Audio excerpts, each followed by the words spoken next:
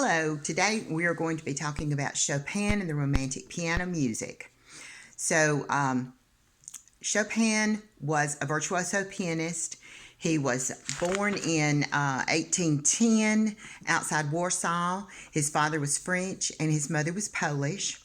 He studied at the Conservatory of Warsaw, but in 1831 he left for Paris and he spent the remainder of his career there. This was a place where there was a lot of artistry going on, poets and playwrights and everything, very famous composers who lived in this area in France, and so it was kind of the center for a lot of things. While he was there, he had made friends with the pianist Franz Liszt, who was a virtuoso pianist, and he was from Poland, and no. Liszt was not Polish, but they met. He met George Sand, who was a novelist that he had a long-time affair with. And George Sand was female.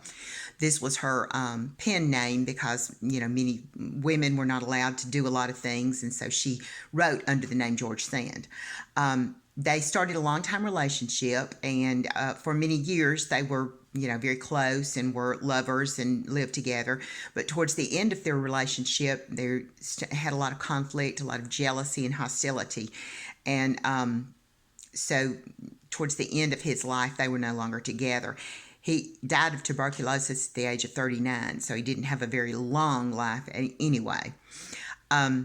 During this time, of course, he was a pianist, so he wrote pretty much exclusively for the piano. He wrote a lot of different type pieces, though. 2 piano concertos, a lot of just regular, just piano pieces like sonatas, preludes, etudes, ballades, just lots of different types of piano music. Some chamber music, but they all had piano, and then a few songs that were accompanied by piano. So this was actually the golden age of piano. The Romantic era was considered the golden age of piano, mostly because of Chopin. Now, he created, in the new genres that he created, one was a polonaise, which is a character piece that is kind of military type, very traditional, noble feelings in music, very Polish in nature.